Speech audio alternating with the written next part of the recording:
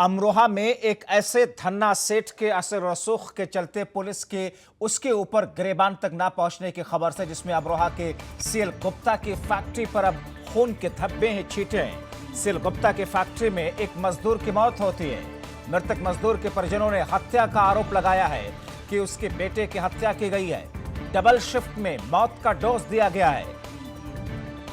मृतक मजदूर के परिजनों ने आरोप लगाया कि उसके बेटे की हत्या की गई और परिवार वालों ने मजदूर को 31 बार कॉल किया, लेकिन उसकी कॉल मजदूर ने नहीं उठाई।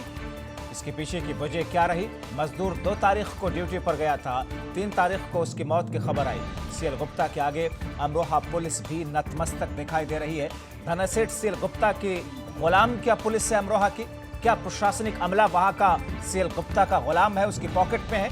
मृतक मजदूर के पीड़ित परिजनों को पुलिस आखिर धमकी क्यों दे रही है? इससे पहले भी कई मजदूरों की जानें जा चुकी हैं। योगी सरकार में बड़े बड़े माफिया गुंडे थर-थर कांपते हैं, लेकिन सीएल गुप्ता का कॉलर पकड़ने की हिम्मत किसी में नहीं है। सीएल गुप्ता पर कार्रवाई कौन करेगा?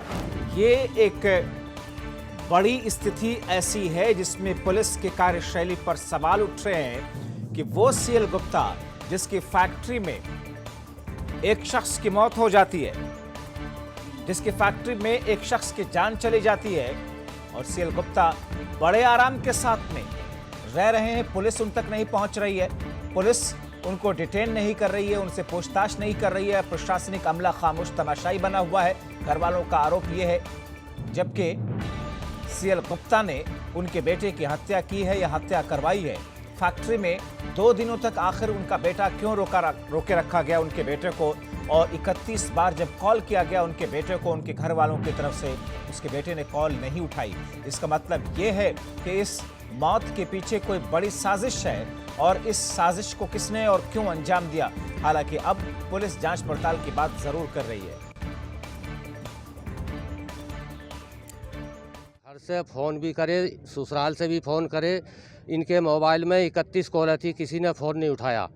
3 तारीख की शाम को 6 बजे फ़ोन जाता है कंपनी से कि आपके जो अखिलेश जो है ख़त्म हो गए हैं। ससुराल में भी फ़ोन पहुंचा, वहाँ से भी फ़ोन गए थे और जो घर है इनका वहाँ से भी फ़ोन पहुंचा। तो 6 बजे हम वहाँ सीएल में पहुँचे, 7 साढ़े 7 बजे के टाइम, और वहाँ जाके हमने देखा तो ये कुर्सी पे आराम से ऐसे बैठे दिखाई दिए जैसे आदमी सो रहा हो। स्टूल पे जो है पैर रखे थे और कुर्सी पे आराम से बैठे हुए दिखाई दिए, जिसका फोटो भी हमारे पास में। पुलिस हमसे तो जबरन जो है चाह रही है कि इसका निपटारा करना कैसे ही भी है। हम जो तहरीर देना चाह रहे हैं हत्या की, वो पुलिस जो है हमें गुमराह कर रही है, तहरीर नहीं लिख रही है हमारी, और अपने आप बना के पता ना कहाँ से पीएम की वो कर रही है कि साहब पीएम की पुष्टि पर जो है तहरीर होगी आप, और हम हत्या की तहरीर देना चाह रहे हैं। क्या आपने लिख के दिया है इस तरह का कि पीएम कराया जाए? हमने कोई लिख के नहीं दिया। तो फिर वो तहरीर जो आई है कहाँ से आई है? हमें नहीं पता कहाँ से आई है, हमने कोई तहरीर नहीं दी, कागज पे लिख। बात ऐसे ही थे सर, इसकी जैसा बैठा वैसे ऐसे। तो ये स्थिति जो कि इस वक्त आप देख रहे हैं, किस तौर पर अब यहाँ पर 31 बार कॉल करने के बावजूद जब उस शख्स ने कॉल नहीं उठाया, परिजनों को उस वक्त ज़्यादा परेशानी होने लगी और ऐसे में परिजनों ने जब इंतज़ार किया और अगले ही दिन मौत की खबर उनके घर के सदस्य की आती है, उनको सुनाई जाती है, लेकिन पुलिस है कि खामोश तमाशाई बनी हुई है। मृतक मजदूर के पीड़ित परिजनों को पुलिस ऊपर से धमकी दे रही है। पुलिस जिसके गिरेबान तक पहुंचना चाहिए पुलिस को, उस तक पहुंचने के बजाय उल्टा मृतक के परिजनों को ही पुलिस धमका रही है। यह है पुलिस की कार्यशैली, यह है पुलिस का रवैया। उत्तर प्रदेश के अमरोहा के पुलिस और अमरोहा की प्रशासनिक टीमें जिस अंदाज में काम कर रही हैं, जाहिर तौर पर यह अपने आप में पुलिसिया कार्यशैली, प्रशासनिक अमले की कार्यशैली पर बड़ा प्रश्न चिन्ह खड़ा कर रहा है, क्योंकि एक शख्स जिसकी मौत हुई, एक शख्स जिसकी हत्या की गई जैसा कि आरोप उस शख्स के परिजन लगा रहे हैं, और ऐसे में जिस शख्स के ऊपर, जिसकी फैक्ट्री थी, जो ट्रांसपोर्टर है, उसके ऊपर कोई जिम्मेदारी ही पुलिस नहीं डाल रही है, यहाँ तक कि उससे किसी तरह का कोई पूछताछ तक नहीं कर रही है। ऐसे में सीएल गुप्ता के आगे अमरोहा की पुलिस नतमस्तक क्यों है? यही सवाल सभी लोग पूछ रहे हैं, यही सवाल जानना चाहते हैं मृतक मजदूर के परिजन। उनका आरोप यह है कि पुलिस उल्टा उन्हीं को धमका रही है। पुलिस उल्टा उन्हीं को परेशान कर रही है। ऐसे में पुलिस क्या चाह रही है कि सीएल गुप्ता के ऊपर में किसी तरह की कोई आंच ना आए।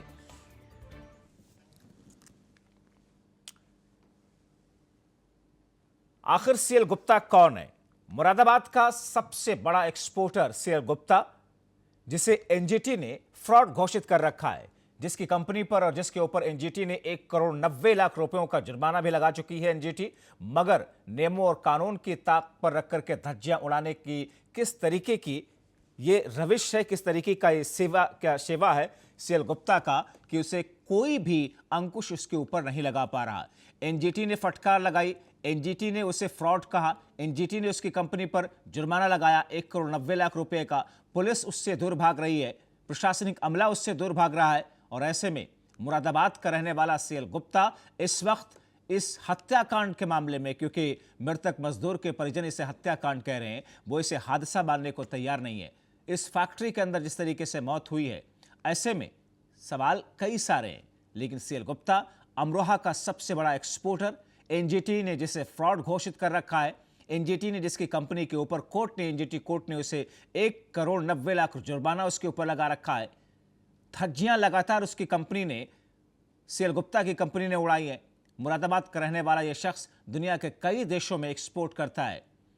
अब ऐसे में सवाल ये कि क्या एक मजदूर और उसके परिजनों को इंसाफ मिलेगा?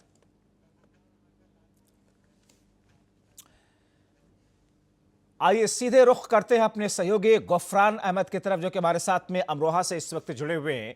गुफरान, एक मजदूर की मौत हो जाती है, परिजन हत्या का आरोप लगाते हैं और सीएल गुप्ता बड़े आराम से रह रहा, पुलिस ने उससे पूछताछ तक नहीं की। पुलिस आखिर उस तक पहुंच क्यों नहीं रही है? बिल्कुल, जब बात बता दूं, ये जो पूरा मामला है ये 2 तारीख रात का है। डिडौली कोतवाली क्षेत्र में सीएल गुप्ता फैक्ट्री है। नाम 3 फैक्ट्रियों में इसका नाम है। देश में नहीं विदेश तक इसे फैक्ट्री का एक्सपोर्ट होता है। मुरादाबाद मंडल से लेके पूरी यूपी में इसे नाम से लोग जानते हैं। फिलहाल पुलिस की अगर बात की जाए तो पुलिस इस पूरे मामले में लीपापोती के अलावा कोई और काम नहीं कर रही है। फिलहाल बात करी जाए परिजनों का, तो परिजनों का साफ तौर पर कहना यही है कि हम लोगों को 36 घंटे के बाद इस मृत्यु की जानकारी दी गई। फिलहाल परिजनों की तहरीर पर फिलहाल इंस्पेक्टर डिडौली ने सिर्फ यही आश्वासन देके उन्हें गुमराह कर दिया कि आप लोग अभी फिलहाल पीएम कराइए, पीएम के रिपोर्ट आने के बाद ही उसकी जांच की जाएगी। मगर परिजनों का आरोप यह भी है गुफरान कि पुलिस उल्टा उन्हीं परिजनों को ही धमका रही है, परिजनों के ऊपर में दबाव डाल रही है, जबकि पुलिस को सीएल गुप्ता को गिरफ्तार करना चाहिए, उसको डिटेन करके पूछताछ करनी चाहिए।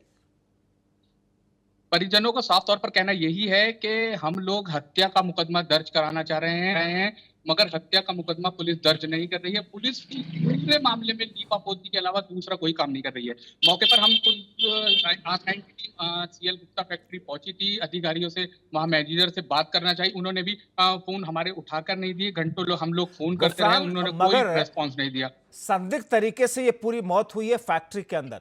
एक मजदूर जाता है 2 जनवरी को, 3 तारीख तक वापस नहीं आता है, 31 बार उसके घर वाले कॉल करते हैं, कॉल नहीं उठाता है। ये मौत हुई कैसे? क्या कहना है उस फैक्ट्री की तरफ से, सीएल गुप्ता की तरफ से?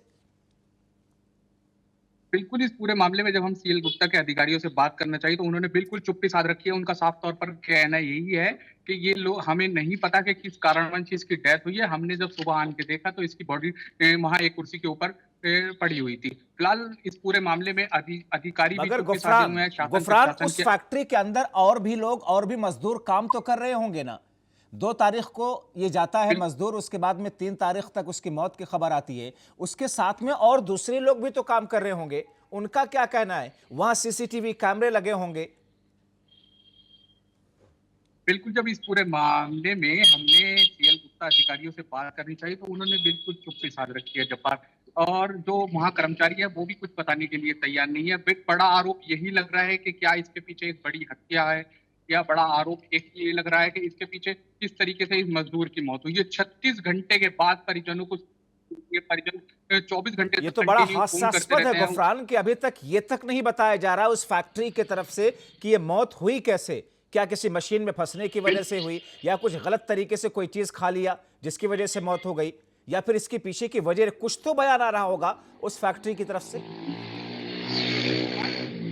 बता दूं, इस मामले में हमने और फैक्ट्री के जितने आला अधिकारी हैं, जितने मैनेजर हैं, जीएम हैं, उन सबसे राब्ता करने की कोशिश की, मगर साफ तौर पर उन लोगों ने हमारे किसी भी मीडिया कर्मी का फोन नहीं उठाया। R9 टीवी कंटिन्यू उनसे संपर्क में कोशिश में रहा, उनका भी फोन नहीं, हमारा भी फोन नहीं उठा पा रहे। चलिए, बहुत शुक्रिया गुफरान इन तमाम जानकारी के लिए।